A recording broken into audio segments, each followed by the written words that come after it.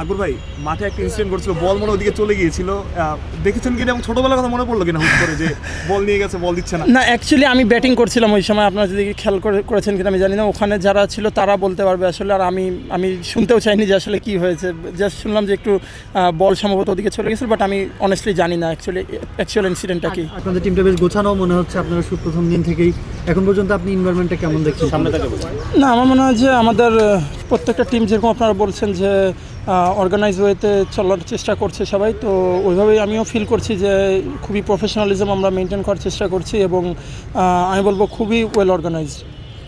আর এইবারে বিপিএলের কথা যদি চিন্তা করেন, মানে নানান ধরনের আছে, তারপর আপনার টিম ওয়াইজ কি আপনারা কোনো কিছু চিন্তা করেছেন যে টিম ওয়াইজ আপনারা কীভাবে এগোবেন বা মানে পরিকল্পনার বিষয়? দেখুন, আসলে যখন একটা টুর্নামেন্টে আমরা আসি প্রত্যেকেরই তো একটা লক্ষ্য থাকে বা প্রত্যেকটা টিমেরই একটা লক্ষ্য থাকে যে আমরা কি করতে চাই।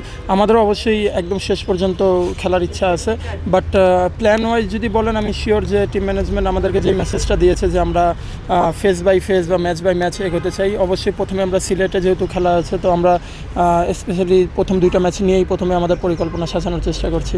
ভাই, ওসমান হাদির মৃত্যুর পর আসলে পুরো দেশে শোকস্তব্ধ এবং আপনার জার্সিটাও তাকে উৎসর্গ করা হয়েছে, মাঠেও কি ব্যাপারটা ফিল হচ্ছে কিনা আসলে?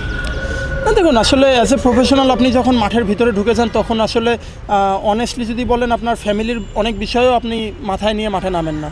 তো হ্যাঁ, একটা রেসপেক্টের জায়গা অবশ্যই আমরা আমাদের টিম থেকে দেখানোর চেষ্টা করা হচ্ছে বা ওটা দেখানো হবে পুরো টুর্নামেন্ট জুড়ে।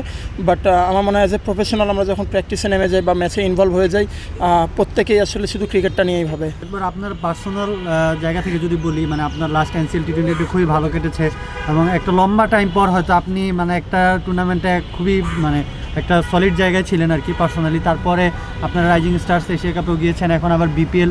এই বিপিএলটা নিশ্চয়ই আপনার নিজের পার্সোনাল ক্যারিয়ারেও খুব ইম্পর্ট্যান্ট মনে হচ্ছে যে এবার কিছু একটা একটু অন্যরকম কিছু করা।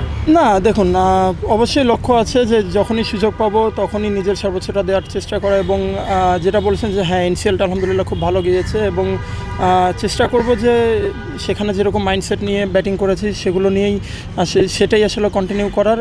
আর যে টিম অ্যাকচুয়ালি যেখানে আমাকে প্রয়োজন ফিল করবে যে আমাকে ওখানে ইউজ করতে চায়, আমি অ্যাকচুয়ালি টিমের ডিমান্ডটাই পূরণ করার চেষ্টা করব। আকবর, আপনি গতবার রাজশাহী টিমে ছিলেন, এবার রাজশাহীতে মুশফিকুর রহিমও আছে, মানে মুশফিককে কাছে পেলে তো নিশ্চয়ই আপনার ব্যাটিং কিপিং সব জায়গাতেই অনেক বেশি ডেভেলপ হওয়ার সুযোগ থাকে। তার থেকে আসলে কতটুকু শিখছেন বা আপনি কতটুকু আসলে ফ্যাসিলিটেশন কাজ করছে আপনার মধ্যে? পাশাপাশি আসলে কার হাতে গ্লাভসটা দেখা যেতে পারে এরকম কোনো সিদ্ধান্ত হয়েছে কিনা? দুটো কোয়েশ্চেন। না, দেখুন, এটা আসলে কমপ্লিটলি টিম ম্যানেজমেন্টের ডিসিশন যে কে করবে, বাট আপনি যেটা মুশফিক ভাইয়ের কথা বললেন, অবশ্যই তাকে টিমের মধ্যে পাওয়া একটা বড় ব্লেসিং। আমি বলবো যে তার থেকে আসলে অনেক কিছু শেখার আছে এবং আমার মনে হয় যে প্রত্যেকটা প্লেয়ারই তার থেকে নিতে পারে। তো আমরাও চেষ্টা করব যে তার থেকে যতটা সম্ভব নেয়ার। আকবর, আপনার পার্সোনাল আরেকটা জায়গা থেকে জানতে চাই, ধরেন একটু সিরিয়ালটা মেনটেন করি, বলেন। আচ্ছা, না আপনি মানে ডোমেস্টিক ও অল ফরম্যাটই মানে খেলেন, কিন্তু আপনার টি20টাকে আপনি একটু বেশি এনজয় করেন এবং আপনি মনে করেন কিনা যে এই ফরম্যাটেই আপনার একটু মানে বেটার অন্যগুলোর চেয়ে, মানে আপনি এইটা বেশি এনজয় করেন বা এইটাতে একটু বেশি ফোকাসড বা এরকম কিছু? না, আসলে যখন ক্রিকেট খেলতে নামি তখন যেই ফরম্যাটেই খেলি না কেন, আসলে আপনি সিরিয়াসনেসের মাত্রা যদি বলেন অ্যাকচুয়ালি একই রকম থাকে। বাট লাস্ট বেশ কিছুদিন ধরে টি20 অনেক বেশি খেলা হচ্ছে, তো এই জায়গাটা আমি বলবো যে আমি আরও ধীরে ধীরে বেশি অভ্যস্ত হচ্ছি। That's it.